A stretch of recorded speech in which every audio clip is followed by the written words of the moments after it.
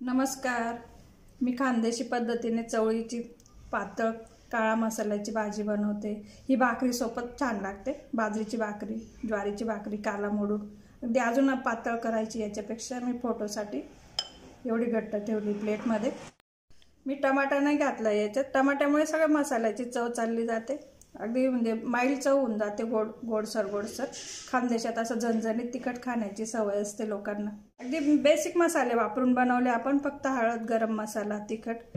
हळद जरी नाही घातली तरी फक्त तिखट आणि गरम मसाल्याचा वापर केला तरी अगदी तेवढी छान भाजी येते। आणि पितळाच्या भांड्यात, लोखंडाच्या तव्यात मसाला भाजून अगदी पारंपरिक पद्धतीने केलेली आपली चवळीची पातळ भाजी, काळा मसाल्याची भाजी म्हणू शकता। त्याच्यात इकडे काळा मसाल्याचीच भाजी म्हणतात।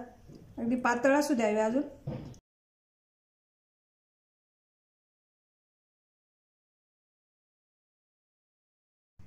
त्याकरता एक छोटी वाटी चवळी घेतली मी, मोठी चवळी घेतली, बघू शकता। हिची छान चव येते अशी।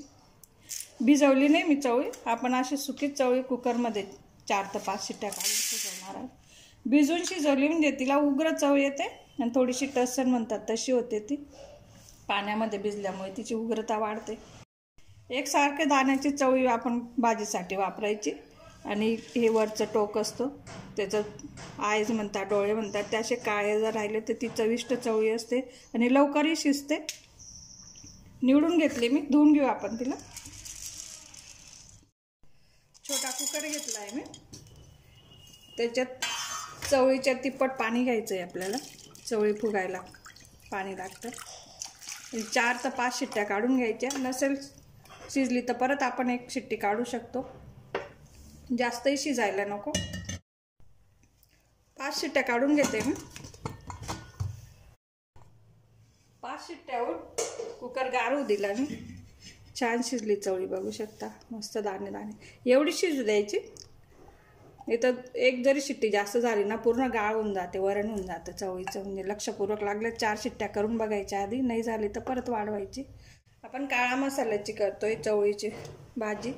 इकडे खानदेशात चवळीची भाजीच म्हणतात, आमटी वगैरे काही म्हणत नाही। काळ्या मसाल्याची, शेंगदाणे घालून अशी वेगवेगळ्या पद्धतीने चवळीची भाजी करतात।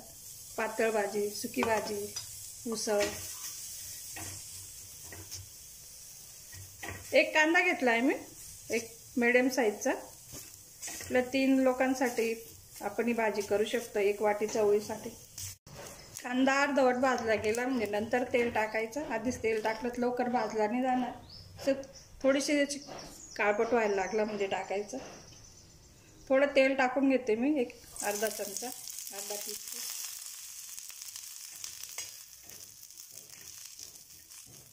पूर्ण लाल होईल तोपर्यंत भाजून घ्यायचा।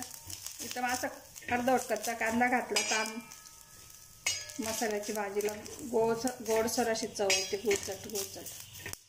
खानदेशात असं झणझणीत मसालेदार भाज्या खातात। कांदा गॅसवर किंवा चुलीवर भाजलेला असतो। कांदा चांगला भाजला गेला आहे, त्यात मी 1 मोठा चमचा खोबरं किसून घेतलंय, ते पण भाजून घेणार आहे। कांदा तिथं तव्यावरच राहू देते साईडला। 2 टीस्पून घेतला आहे। खोबरंही जरी जास्त घातलं त्याची गोडसर चव येते। गरम मसाल्याची चव सगळी मारली जाते। गरम मसाल्यात असतंच खोबरं थोडं घातलेलं, पण आपण ही पातळ आमटी करतोय, रसा भाजी, त्यासाठी आपण हे दाटपणासाठी घेतो खोबरं।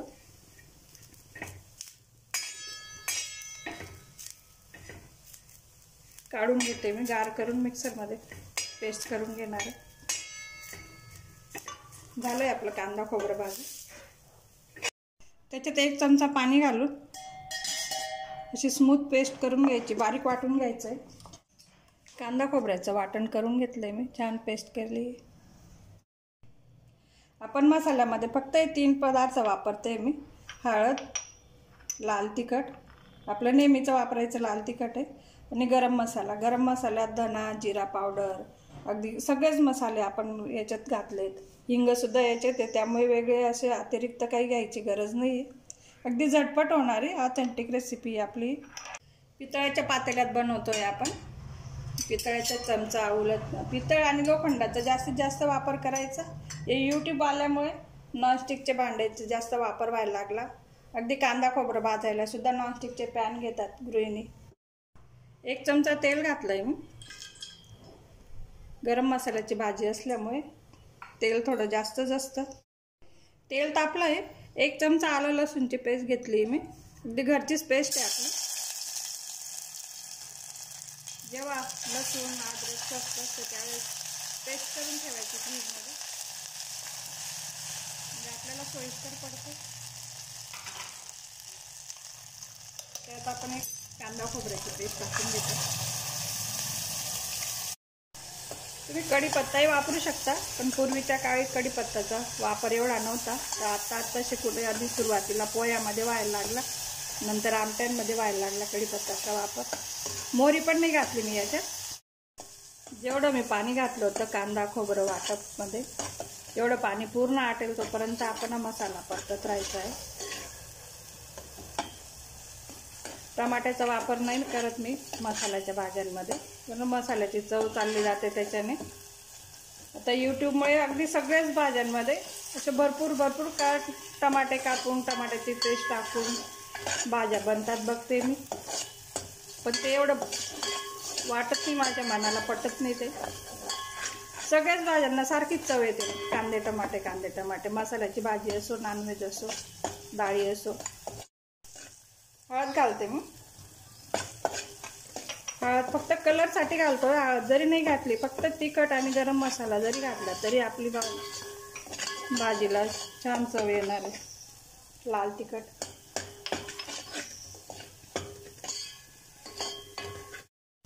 शिजवलेली चवळी आपण पाण्यासहित टाकून घ्यायची, पाण्यातच चव असते सूपमध्ये। त्यात आपल्याला हवं तेवढं पाणी, म्हणजे गरम मसाला घालते, पण याच्यात धना जिरा पावडर अगदी सगळंच घातलं। हिंग, चवळीसाठी हिंग छान असतो, पचण्यासाठी थोडं पाणी वाढवते मी। गरम मसाल्याची भाजी अशी पातळच असते, भाकरीसोबत चुरून खायला, भातावर जास्त करून भाकरीसोबतच छान लागते। जाड मीठ घालते मी, 1 चमचा जाड मीठ। जाड मिठाला छान चव येते अशी भाजीला, त्याची खारट चव वेगळीच असते। नाही आपली नेहमीचं बारीक मीठ वापरता आपण, त्याची चव वेगळी असते।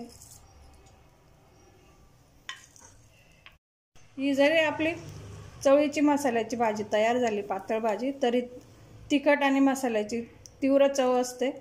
त्यासाठी आपण कुठलंही पीठ भाजलेलं, ज्वारीचं पीठ, बाजरीचं पीठ, मी डाळ्या भाजून त्याचं पीठ करून घेतलंय, ते आपण आळण म्हणून टाकायचं असतं त्याच्यात। 1 चमचा पीठ घेतलंय मी, त्याच्यात पाणी मिक्स करून घ्यायचं आहे, मगच टाकायचं आहे आपल्याला। उकळत्या भाजीत उकळल्यानंतरच घालायचं आहे, भाजीला उकळी आली म्हणजे टाकायचं। जास्तही टाकलं म्हणजे चवही कमी होईल, घट्ट भाजी होऊन जाईल। असं प्रत्येकानेच टाकायला पाहिजे असं काही नाही, ज्याच्या त्याच्या चवीनुसार आहे, पण एकदा करून बघायची अशी।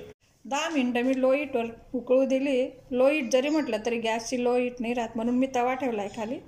तव्यावर असं मंद गॅसवर, जसं चुलीवर आपली भाजी शिजते तशी मस्त उकळते, बघू शकता। तेल पण आलंय छान। टमाटा नाही घातला याच्यात, टमाट्यामुळे सगळ्या मसाल्याची चव चालली जाते, अगदी म्हणजे माईल्ड चव होऊन जाते, गोडसर। खानदेशात असं झणझणीत तिखट खाण्याची सवय असते लोकांना।